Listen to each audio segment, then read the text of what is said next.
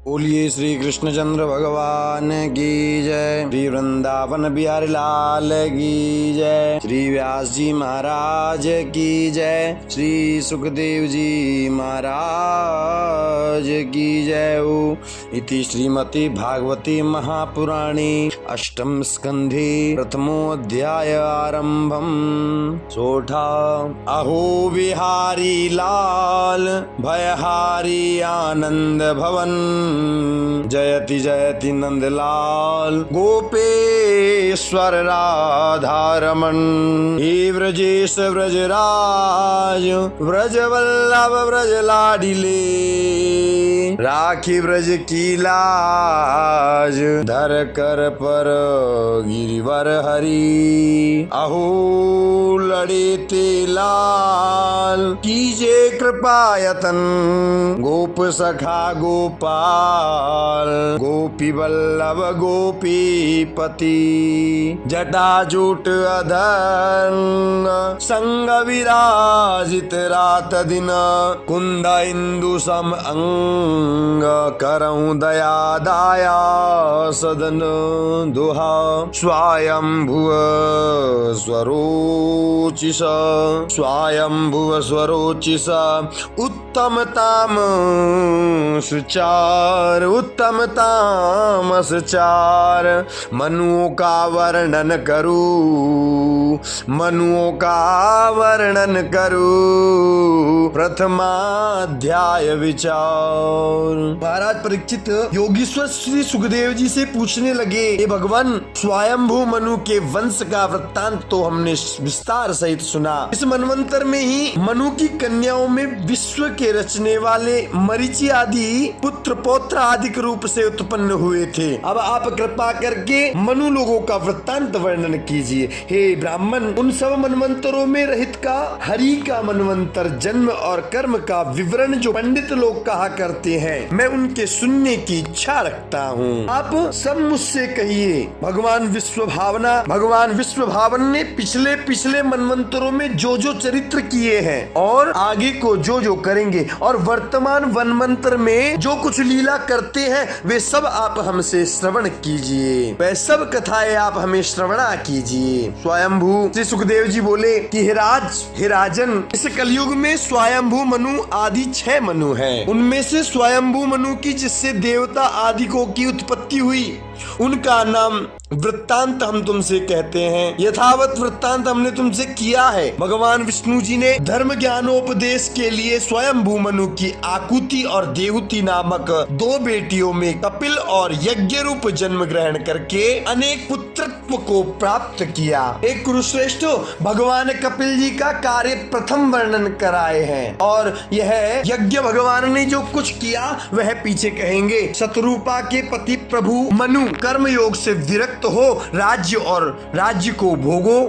के भोग को छोड़ और तप करने के लिए अपनी स्त्री को साथ लेकर के वन में चल दिए। उन्होंने सुनंदा नदी के किनारे एक पाव से खड़े होकर 100 वर्ष तक निरंतर अति कठोर तपस्या की और उस सबके विस्मित के सामने यह वक्ष्यमाण वचन कहे थे। मनु जी ने कहा कि स्वतः चित स्वरूप और इसी करके प्रयुक्त जो चिदात्मा है उससे विश्व चैतन्य होता है, परंतु यह विश्व उसको सचेत करने के समर्थ नहीं होता। और इस पुरुष जीव अर्थात जीव आत्मा के शयन करने पर जो जागृत अर्थात साक्षी स्वरूप वर्तमान रहते हैं, क्या आश्चर्य की बात है। यह जन उसको नहीं जानता परंतु वे इसको जानते हैं। लोक में जो कुछ प्राणियों के सहित दिखाई देता है वह सभी ईश्वर की सत्ता और चैतन्य शक्ति से व्याप्त है। इसलिए ईश्वर ने जो कुछ दान किया है उससे ही सब भोगों को भोगो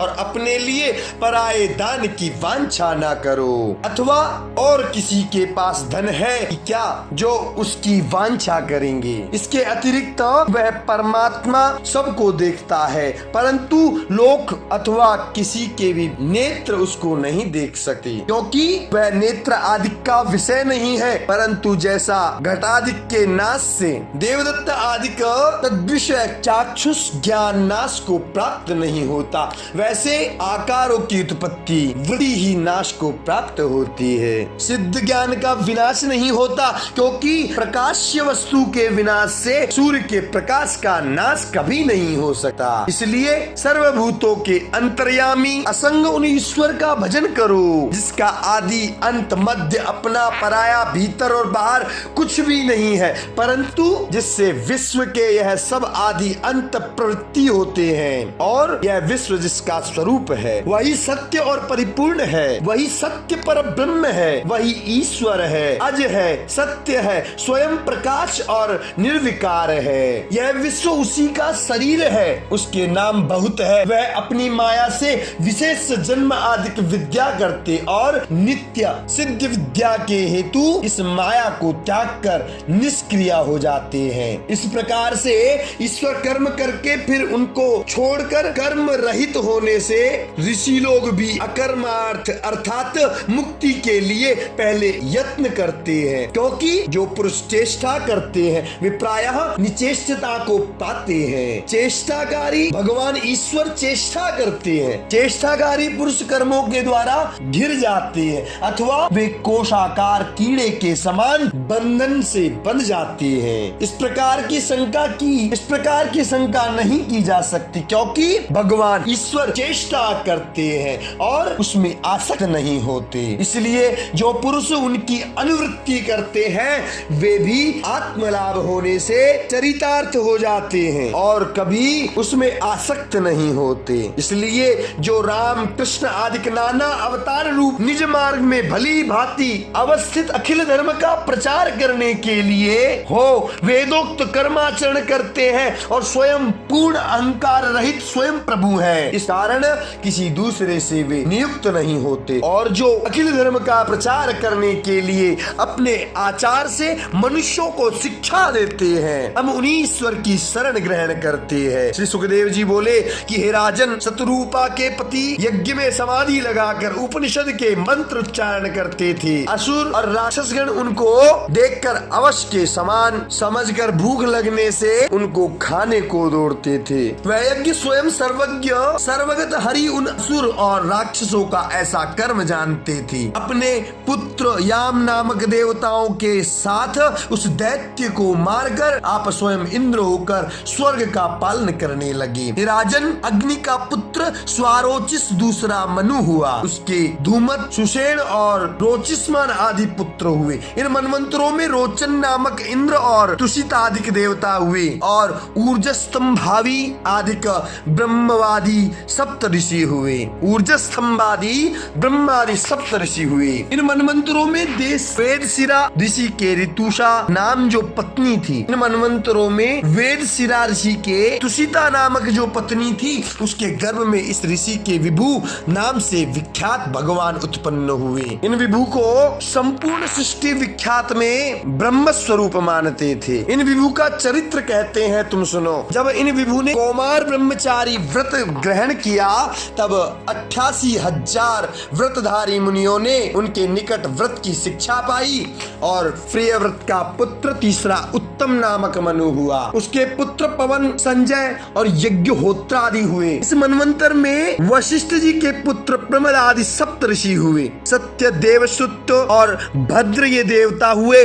और सत्यजीत इंद्र हुए। इसी मनवंतर में धर्म की सुनृता नामक भार्या से भगवान पुरुषोत्तम सत्यव्रत गणों के साथ उत्पन्न हो सत्यसेन के नाम से विख्यात हुए। बोलिए श्री सत्यसेन भगवान की जय हो। उन्हीं सत्यसेन ने इंद्र के मित्र होकर झूठ बोलने वाले दुशील, असत, यक्ष, राक्षस और भूतद्रोही प्राणियों को मार डाला। तीसरे मनु उत्तम के भ्राता तामस नामक चौथे मनु हुए। उनके प्रथुख्याति नरकेतु आदि 10 पुत्र हुए। इन मनवंतर में सत्यक हरि और वीर नामक देवगण व त्रिशिक नामक इंद्र और ज्योतिर्धामदि सप्त ऋषि हुए। जो ज्योतिर्धाम आदि है वह सप्त ऋषि हैं। हे राजन, तामस मनवंतर में ऊपर कहे हुए सत्य आदि के अतिरिक्त अति पराक्रमी व धृतिगण भी देवता हुए थे। जो जो कि विधृति के पुत्र थे। हे महाराज, जब काल के वश होकर वेद नष्ट हो गए थे, तब इन्हीं सब देवताओं ने अपने अपने तेज से उन सब को धारण किया था, जिन्होंने ग्राह के मुख से गजेंद्र को छुड़ाया। उन भगवान विष्णु ने भी हरि मेधादिक हरिणी नामक स्त्री से उदर से इसी मनवंतर में जन्म लिया और वह हरि नाम से विख्यात हुए। राजा परीक्षित बोले कि हे व्यास नंदन, ग्राह द्वारा पकड़े हुए गजेंद्र को भगवान हरि ने किस प्रकार से छुड़ाया था, उस कथा को मैं आपके मुख से विस्तार सहित सुनना चाहता हूँ। हे ब्राह्मण, जिसमें उत्तम श्लोक का भगवान हरि गाए जाते हैं, वह कथा अतिशय पवित्र और धन्य है, शुभदायक भी है और मंगलकारी भी है। श्री सूत जी बोले कि ब्राह्मण, जब इस प्रकार प्रायोपविष्ट व्रत धारण कर राजा परीक्षित ने योगी श्रेष्ठ सुखदेव जी से भगवान भगवत कथा कहने के लिए प्रार्थना की, तब उन व्यास पुत्र ने श्रवण करने वाले मुनियों की सभा में राजा परीक्षित के वचनों पर आनंद प्रकट करते हुए कथा आरंभ किया। बोलिए श्रीमद् भागवत महापुराण की जय हो। और कथा श्रवण कराकर सभी को सर्वप्रथम प्रणाम किया,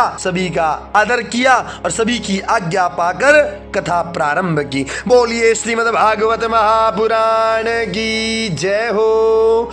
इति श्रीमते भागवते महापुराणे अष्टम स्कंधे भाषा टीकायां मन्वन्तरादि निरूपणे गजेन्द्रोप्याख्याने नाम प्रथमोऽध्यायः।